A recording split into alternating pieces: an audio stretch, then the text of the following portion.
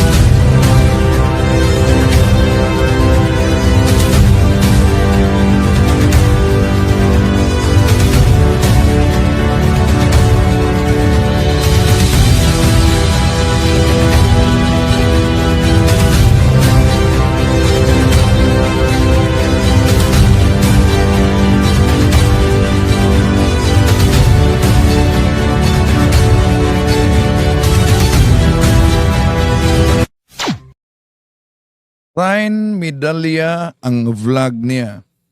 Christine Medalla ang pangalan niya. Nag-viral siya sa ibang word na video content niya. Yung plato na ginawa niyang arenola. Pero sa mga interview, may mga video siya nag-viral. Sa mga interview, mas lalo siyang nag-viral nito. At na-interview na siya ng News 5. Na-interview din siya ng iba pang mga media.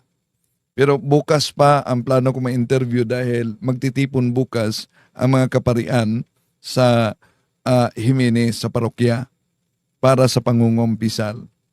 Sabi niya, di daw niya dinuraan ang lagayan ng holy water. Ang sabi niya, batay sa makita na video, nag-wish lang umano siya. May wish siya. Pero, umani kasi ng iba't ibang reaksyon, kaya, dinilit niya ang naturang video. Pero may naka-upload na sa video at mas lalong nag-viral yung akusasyon daw na dinuraan niya. Nilinaw niya, hindi daw siya kaanib sa ibang sekta. Kaanib daw umano siya at isang binyagang Katoliko. Ang ginawa daw niya, inaamin niyang nag-content siya para sa kanyang vlog at yung makita sa video ay nag-wish lang umano siya. Hindi daw umano niya dinuraan.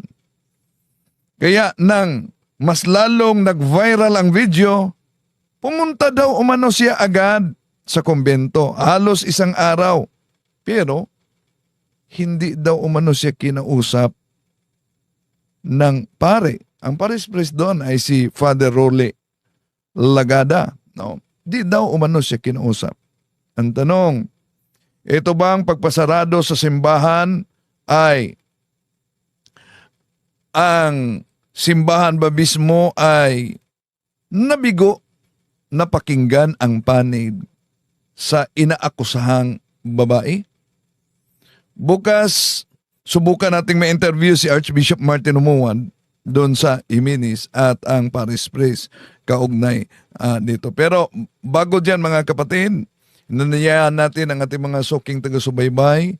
Huwag kalimutang pindutin ang like at huwag din kalimutang mag-subscribe at pindutin ang bell button para updated kayo mag-comment at i-share ninyo. Kumusta sa lahat nating mga suking taga-subaybay? No? Christine Medalia, yes, ang Thine Medalia ang kaniyang vlog na sabi niya sa interview, na-interview siya sa News 5 na gusto niyang kumita kaya may mga weirdong content siya. Isa na nag-viral yung ang plato'y ginawa niyang arenola. Ito ang ulat ng News 5. Viral naman ang isang content creator matapos umanong duraan ang lagayan ng holy water sa loob ng isang simbahan sa Misamis Occidental. Pansamantuloy isinara ang simbahan. Umiyak namang nagsorry ang babae pero anya, nag-wish lang daw siya at hindi dumura. Narito ang express report ni Von Belinario. Viral ang videong yan ng Itong video na ito na nag-content siya sa loob ng simbahan dahil batay sa video na nakikita, may umani ito ng iba't ibang reaksyon na dinuraan daw. Pero sa kanyang panig, hindi umano niya dinuraan ang lagayan ng holy water. Ang makikita daw na ang kanyang mukha ay patungo sa naturang lagayan dahil may wish daw umano siya. isang content creator na dinuraan umano ang lagayan. Yan. Nag-viral ito, kaya binura niya dahil natakot siya, pero may nakasave na pala sa video. Batay nito sa nakita na sabi ng mga nag-react ay dinuraan. Dinuraan daw. Lagayan ng holy water. Nangyari yan sa simbahang St. John the Baptist sa Jimenez, Misamis Occidental. Yan. Daming mga nagagalit talaga na nakapanood sa naturang video. Dahil sabi nila dinuraan ang lagayan ng holy water. Pero sa kanyang panig naman, sabi niya hindi totoo yan na dinuraan. Nag-wish lang ako na sana matupad yung pangarap ko. At nagpunta pa umano siya sa kumbento para makipag-usap sa Paris Priest. Pero hindi siya hinarap ng Paris Priest. Bukas, subukan kong kunin ang panig ni Father Rolly Lagada at ni Archbishop Martin Umuan kung ang batayan sa deklarasyon para sa temporaryong pagsarado sa naturang simbahan ay nakabatay lang ba dahil sa viral na video at sa iba't ibang reaksyon at ang simbahan ba mismo natin ay nabigo, napakinggan ang panig nitong inaakusa. Tuloy natin. Umani ng batikos ang naturang video at nakarating sa pamunuan ng simbahan. Dahil dito, ipinag-utos ni Ozamis Archbishop Reverend Martin S. Humowad ang pansamantalang pagsasara ng simbahan. Nanawagan siyang respetuhin ang simbahan. Nga naman, aron inyong mahibawan nga ang simbahan balaan ug dili nato panamas-tamasan ang pagluwa o paghimong mga dautan labi na kung kini murag isibya gyud sa social media usa kini kabinuang nga buhat nga dili nato palabyon. Sa eksklusibong panayam ng News 5, ipinaliwanag ng content creator na si Tin Medalia ang kwento sa likod ng viral video. Tin Medalia, ang vlog niya, Christine Medalia, close parenthesis ang pangalan niya. Giit niya, hindi niya dinuraan ang holy O water. yan, sa aksyon na yan, na nakakita sa video, binasa yan ng karamihan ng nag-react na dinuraan niya ang holy water. Kaya nag-viral. Ang daming galit na galit talaga. Pumunta kami sa simbahan. Tapos nung nag-video kami, pag-video namin doon, yun yung pinaka-last video namin ginawa, yung sa holy water. Yung meaning ko sa post holy water is yung meaning nun is yung pinulot ko na sobre, yun yung meaning yun, ano yun, yung sa post quiz, ano ba yun? Yun yung meaning, hindi ko niluwaan yung holy water. O, dinuraan. Di niya dinuraan daw ang holy water. Baka di niyo maunawaan yung niluwaan. Kasi makita naman yun sa book, sa video ko kung niluwaan ko ba o hindi. Hindi ko talaga niluwaan, madaming tao dun, tsaka may CCTV. Kahit yumuko siya sa video, ang sabi ni Tin, Kumuha ako ng sobre, tapos binalik ko kaagad, tapos tumingin ako sa holy water kasi ang meaning dun, nag-wish ako. So, nag-wish daw umano siya sa holy water. Pero, yung pag-wish sa holy water, superstition na yan, no, kapatid. Superstition yan. At di basta-basta yung superstition, dahil Catechism of the Catholic Church 2138, superstition is a total departure of the worship that we give to the true God. Tuloy natin. pumunta raw siya sa parokya para makausap ang pari at ipaliwanag ang video pero hindi raw humarap sa kanya. Nakiusap si Tin na wag naman daw sana siyang husgahan dahil hindi niya raw magagawang bastusin ang simbahan.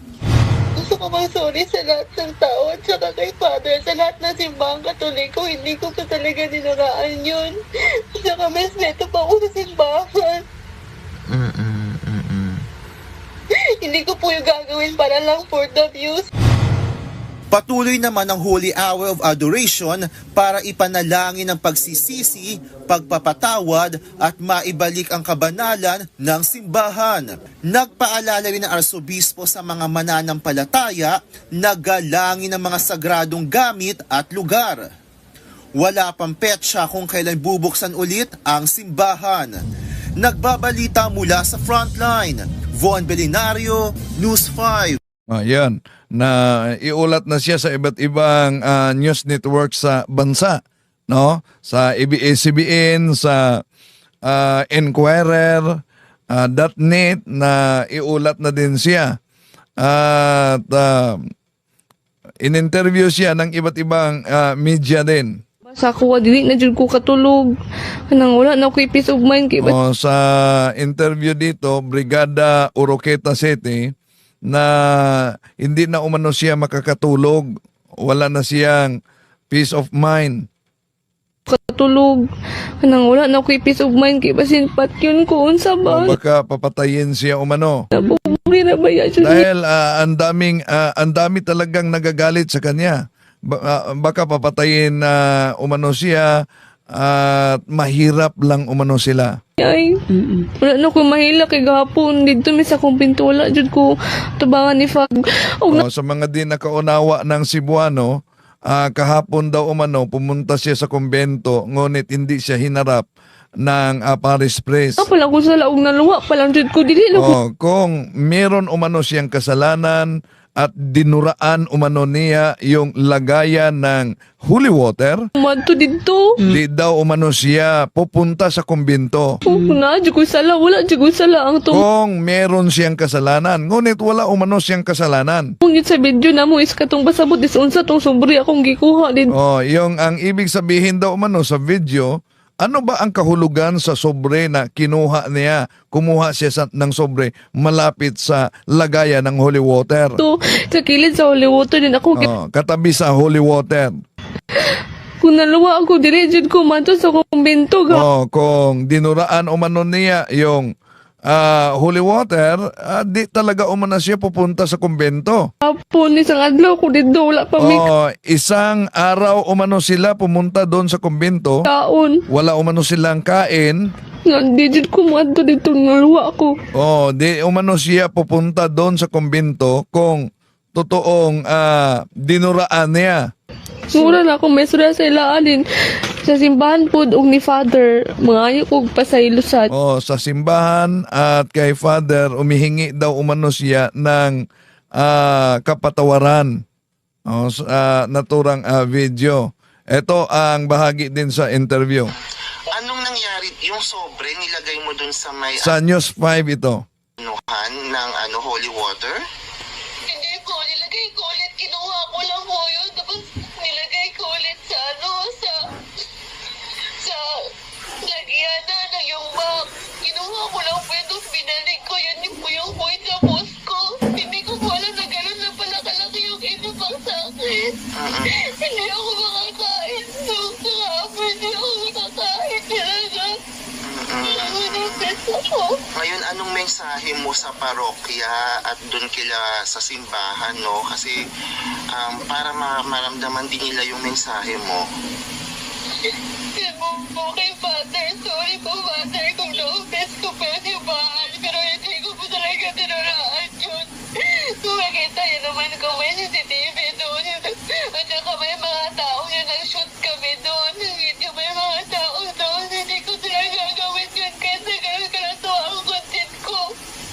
Hindi ko gagawin yun. Respeto ko simbahan. Madalas ka ba magsimba doon? Malapit lang ba yung simbahan na yung sa inyo? Opo, itong takayan na yun dito, malapit lang dito sa bahay ng lola ko po. Kaya po, gusto ko mag-sorry sa lahat ng tao at saka kay Father, sa lahat ng simbahang Katoliko, hindi ko pa talaga dinaraan yun. Saka respeto pa ako sa simbahan. Hindi ko po yung gagawin para lang for the views, hindi ko po yung gagawin. Hindi po ako kalala na gano'n. Kahit na gano'n yung content ko, hindi po ako ganong tao. Ano ba yung mga content mo sa social media?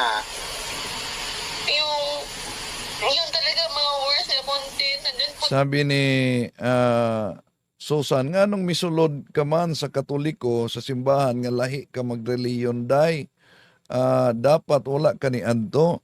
Ang sabi niya, Katoliko daw umano siya. Susan, no? At nagsisimba daw umano siya. Ang pagpunta niya doon, pinaliwanag na niya. Pero bukas dahil magtitipon doon ang mga pare, magsagawa ng holy hour, magsagawa ng kumpisal. So, i-interview ko si Father Rolly Lagada, ang parish priest. So, sinabi niyang isang araw siya sa kumbento, hindi siya hinarap. At si Archbishop Martin Humawad din, bukas may interview natin at puntahan ko ang bahay nila. Talaga so Kanina nag-message ako sa kanya pero wala pang reply. cool ko yung ano ako, yung nag-ano ako sa yung mga bad na content kung ginagawa ko. Si Aaron, may mga weirdong content kasi siya, no? Di ko lang ipakita dito, baka magiging restricted ang ating channel. Sexing content, yung nag-viral na ang plato ginawa niyang arenola. Nag-viral yon, no? Si Aaron, Katoliko ba siya? Katoliko daw siya, no? Edna Tombuli, napanood ko yung interview sa kanya sa Channel 5. Parang sinabi niya, first time niya nagsimba, pa-check po ng interview. Okay. Edna Tambunel, first time na nagsimba. Oo. Anong klaseng content yun? Yung una talaga nag-viral ako yung ano ako sa plato, yung tumayo sa Ito. Di na natin binanggit yon. Nabanggit pala niya. Yung ginawang arenola ang plato. plato, ganun. Ang dami ko ng videos na mga bad. Kaya nila ako pinabash na. Ang dami niya mga video na mga bad daw kaya binabash siya. Baka sabi ni TG Channel, baka nagawa ng content tapos joke lang niya, nakalimutan niya, simbahan yung akala niya hindi ganon kalaki issue kapag dinuraan. So tuloy natin bukas, no? sisikapin ko talagang ma-interview siya. Sobra. Oo. Kahit na ganun yung videos ko po, hindi po ako masamang tao. Oh, so yun. Sinabi niya na dami daw umano mga kaibigan niya, iniiwan na umano siya at natatakot siya na makulong, no? So, bukas, tabayan na ninyo dahil magtitipon ng mga kaparian sa Jimenez para sa holy hour at sa confession. Puntahan ko din etong si Ryan medalya, no? Medalya para kunan ng kaniyang side. Kasi natatakot ako kasuhan ako. Ayoko mahulog. Wala naman ako kinamang kasama. Nag-video na ako po. Pero hindi ko dinunaan yun doon. Wala akong ginawang masama. Viral naman ang isang content creator matapos umanong kumuraan ang dagaya ng holy water sa loob ng isang simbahan sa Misamis Occidental. Pansamantuloy isinara ang simbahan. Iniyak namang nagsorry ang babae pero anya, nag-wish lang daw siya at hindi dumura. Man, aron inyong mahibaw-an nga ang simbahan balaan ug dili nato panamas-tamasan ang pagluwa o paghimong mga dautan labi na kung kini murag isibya gyud sa social media usa kini kabinuang nga buhat nga dili nato palabyon.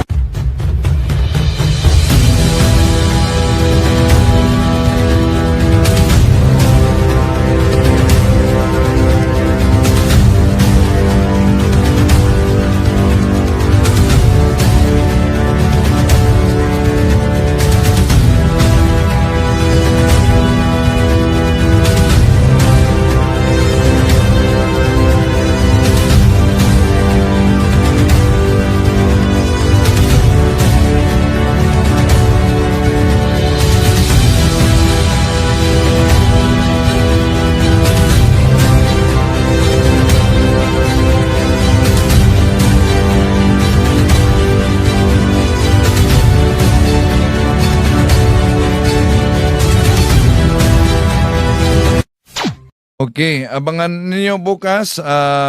Sisikapin ko talaga na ma-interview siya at si Archbishop Martin at ang Paris Press bukas. Maraming salamat. Hanggang sa muli, ito yung lingkod, Brad Windel Talunga.